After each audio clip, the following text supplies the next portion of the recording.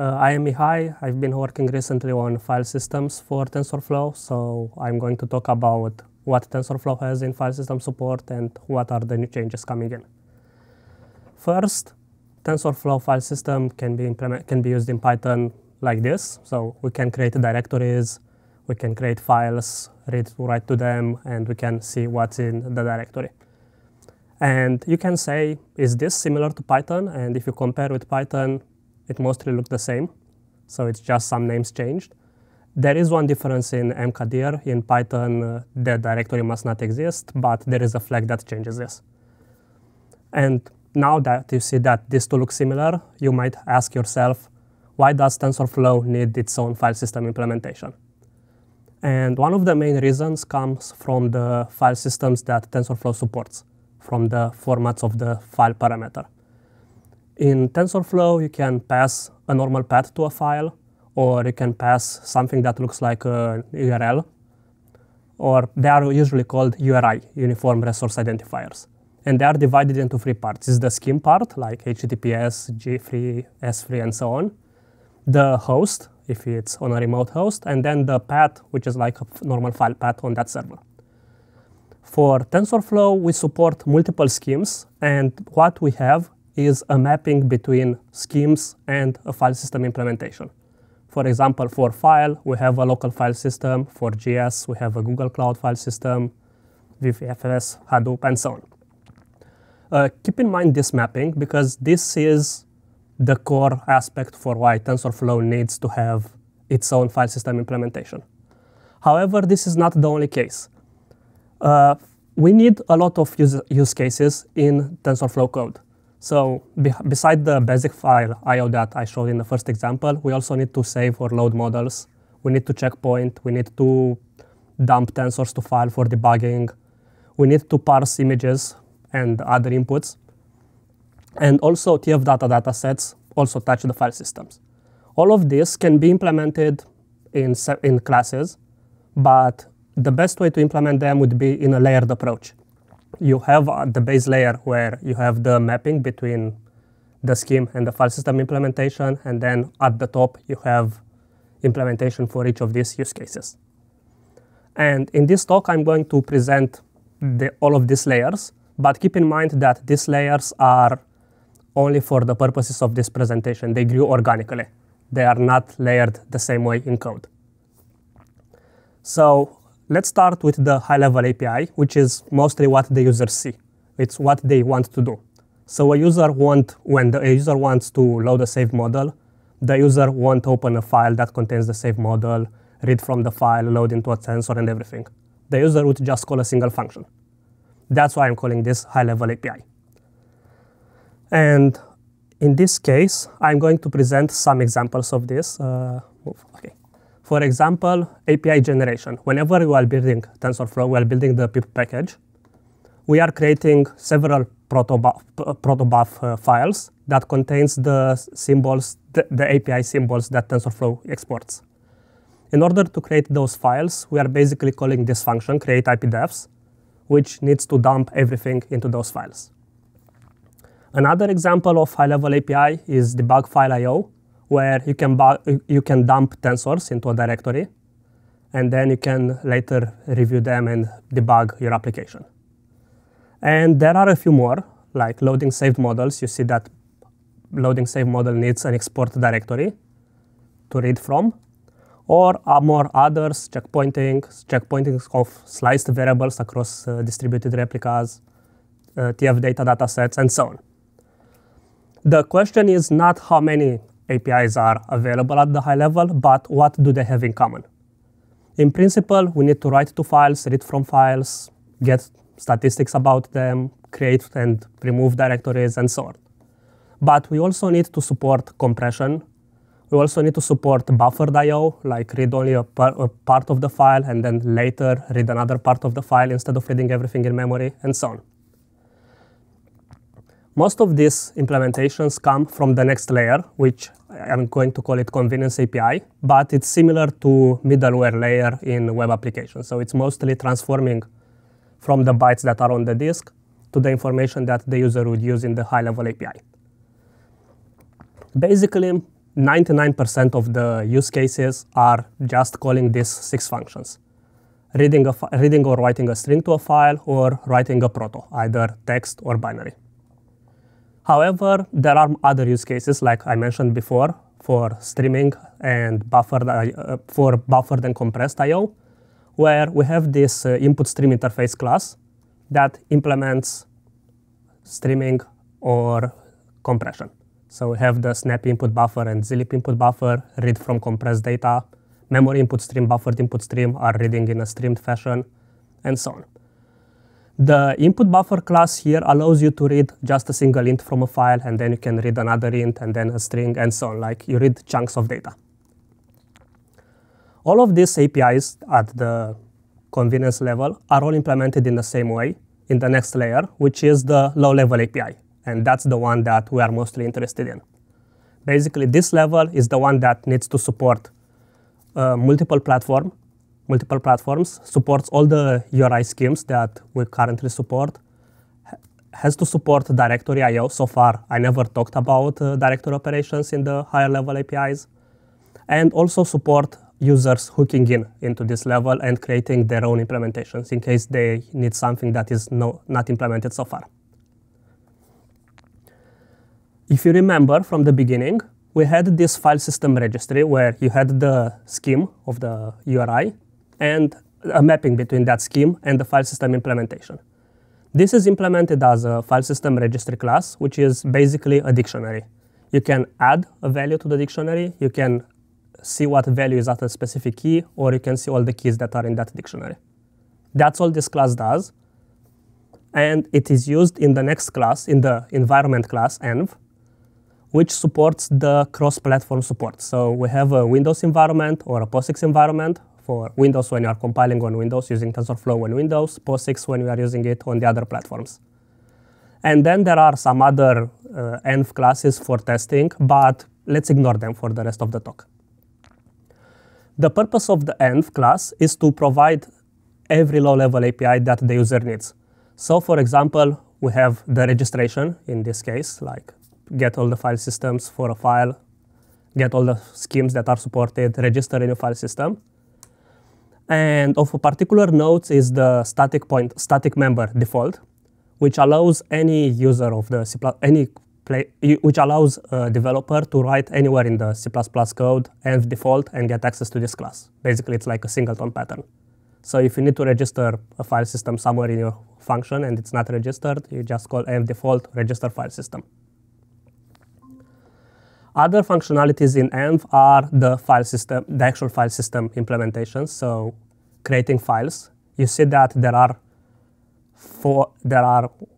3 types of files. So random access files, writable files, and read-only memory files. The read-only memory regions are files that are mapped in memory on a memory page, and then you can just read directly from memory. There are two ways to write to files. Either you overwrite the entire context or you append at the end of that. So that's why you have 2 constructors for writable files, the new writable file and the new appendable file.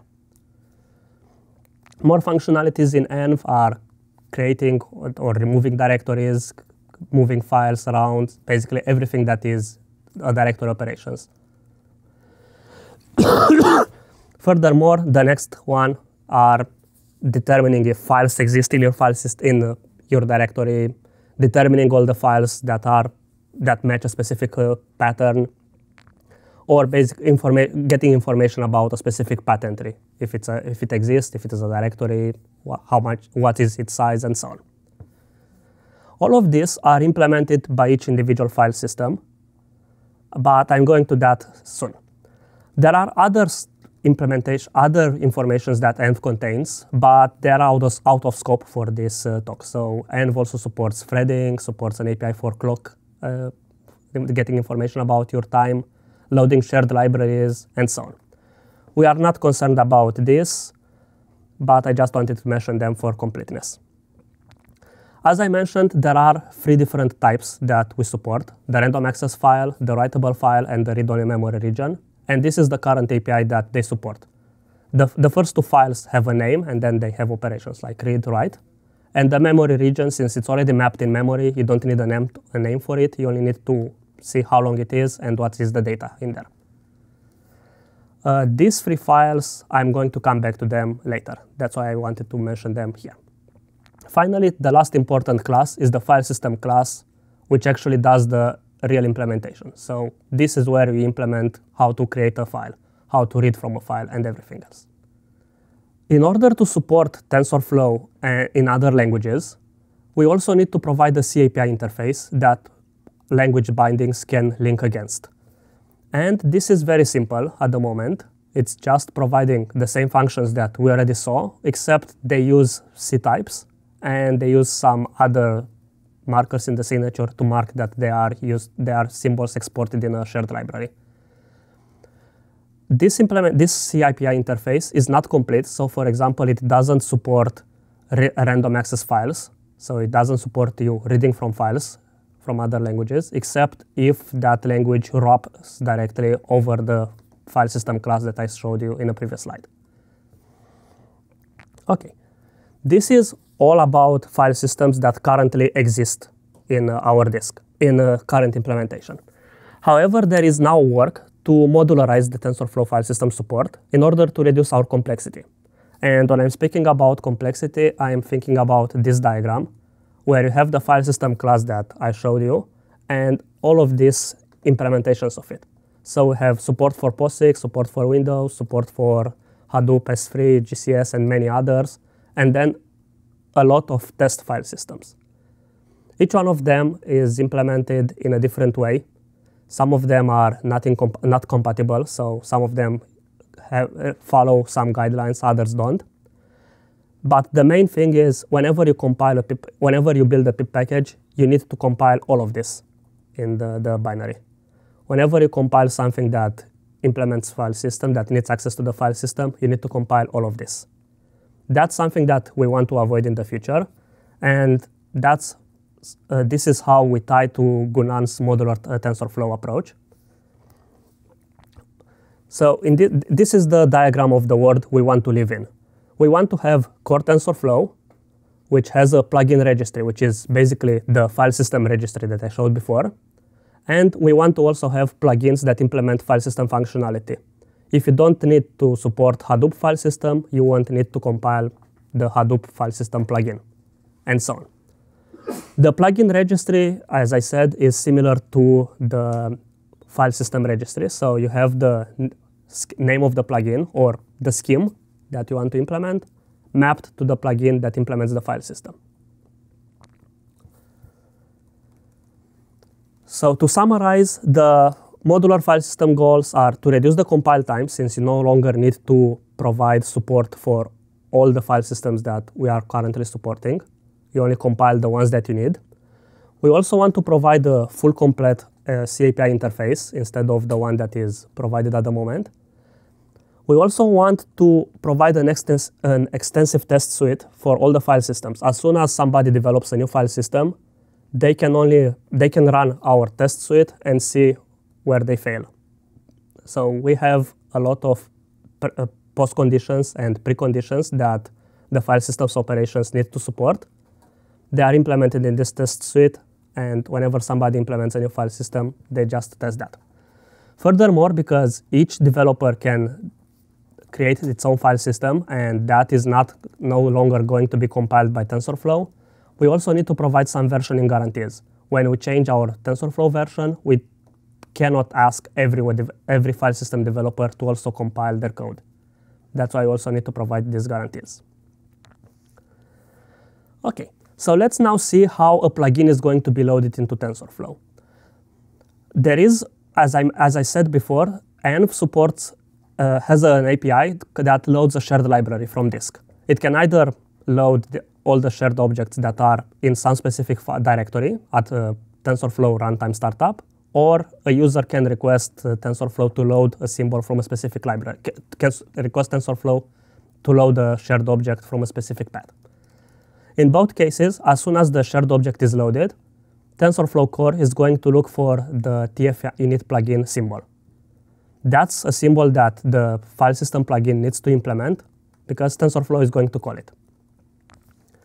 This symbol is the one that the plugins call to register all of their implementations for the file system and send them to TensorFlow. We provide an API interface for plugins that they need to follow, and this interface has classes, has structures with function pointers for every functionality that we currently provide. So we have free file types. We're going to have free function tables for their operations.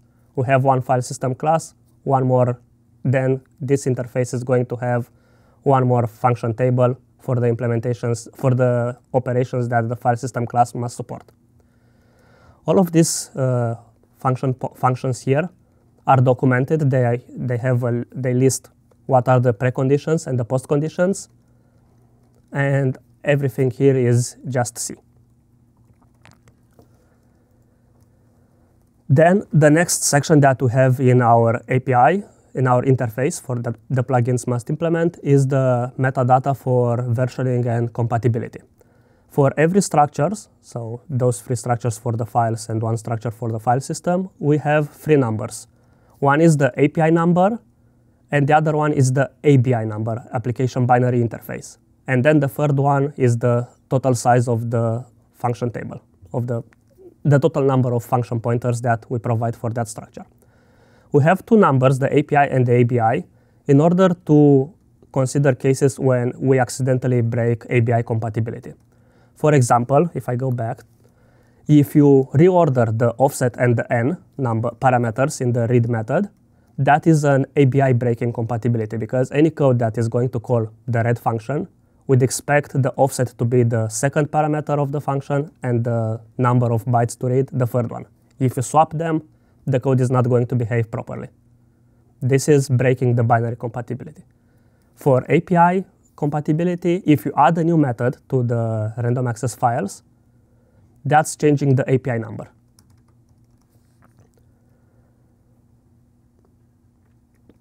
Okay, and after the plugins create all of these data structures fill in the data structures with their own implementations, they are going to call this function register file system plugin. However, you see that register file system plugin has a lot of parameters. It has free metadata informations for 4 structures, so that's 12 parameters in the beginning, and then the structures with the operations. Because we don't want the plugin authors to manually fill in all of these parameters, we provide this tf register file system plugin macro, to which you only pass the structures that you care about, the structures that implement the file system. When TensorFlow core receives this function call, it does the following steps. It checks that the scheme argument is a valid string, so it must not be empty or null pointer. It checks that the ABI numbers that the plugin says it was compiled against match the ABI numbers that TensorFlow core was compiled against. If there is a mismatch between the two, we cannot load the plugin because ABI compatibility is broken. Then TensorFlow core checks the API numbers. If there is a mismatch between the API number that the plugin says it was compiled against and the API number that the TensorFlow core was compiled against, we can still load the plugin, but we give a warning to the user because some functionality might be missing. We can safely load the plugin because the required methods are already included in the API at the moment. Then the next step is to validate that the plugin provided all the required methods. For example, if you provide support for creating random access files, you also need to provide support for reading from them. Finally, if all these validations pass, we copy all the functions tables that the plugin provided. We copy them to core TensorFlow, so we don't need to always go via the interface to the library. And then we initialize and register the file system in TensorFlow, and then everyone else can use it. All the middle level and high level APIs can still function transparently with these changes. They don't need to change at all to convert to the modular TensorFlow world.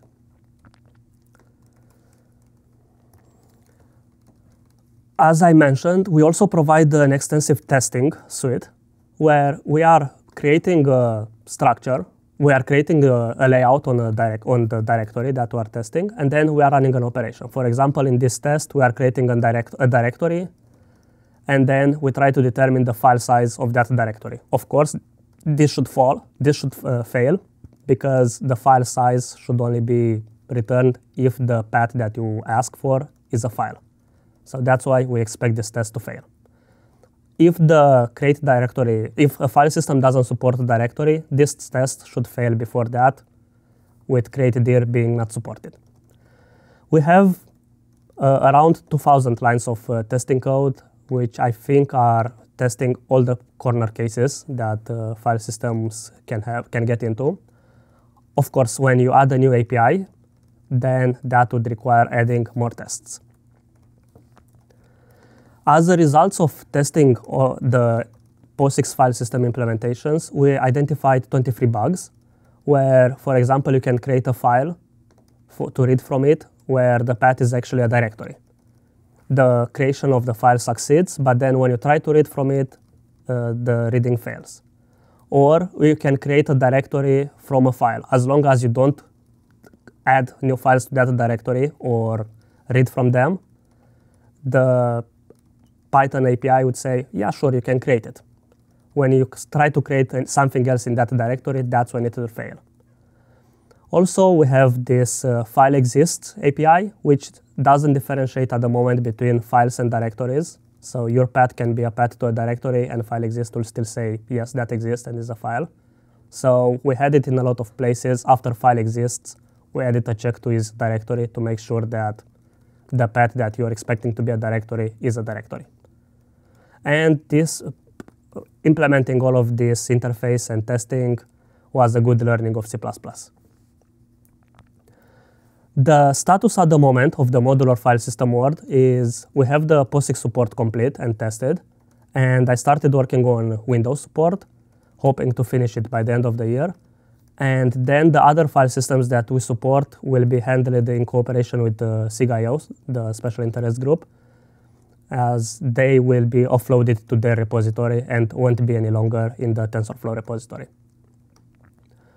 Once the Windows support is finalized, I will send an email with instructions to developers at TensorFlow on how to test the modular file system support. Once all file systems that are listed here are converted, I'm going to make a change that flips a flag, and everything, all the file system support that TensorFlow provides will be converted to modular world. Besides this, there are some more feature plans. So, for example, there are some corner cases in the glue implementation for Python where the file systems are not consistent with the Python normal file API. There are also APIs in C++, high-level APIs in C++, which re-implement some low-level API. For example, for dumping tensors to a file for debugging them later, the creator of that API needed a way to recursively create directories. At the time, the file system support in TensorFlow didn't provide that functionality, so the creator just implemented his own recursively create directories inside the high-level API. What we need to do in the future is to clean up this to only have the layered approach as was presented here. Finally, we want to deprecate the env class to separate the file system implementation from env from any other concerns that that class has. And at the end, after flipping to the modular TensorFlow world, we want to deprecate all the APIs that are not using this framework. And I think this is all that I wanted to talk about. So now it's open for questions. Also, this is slide 42, like the answer for everything.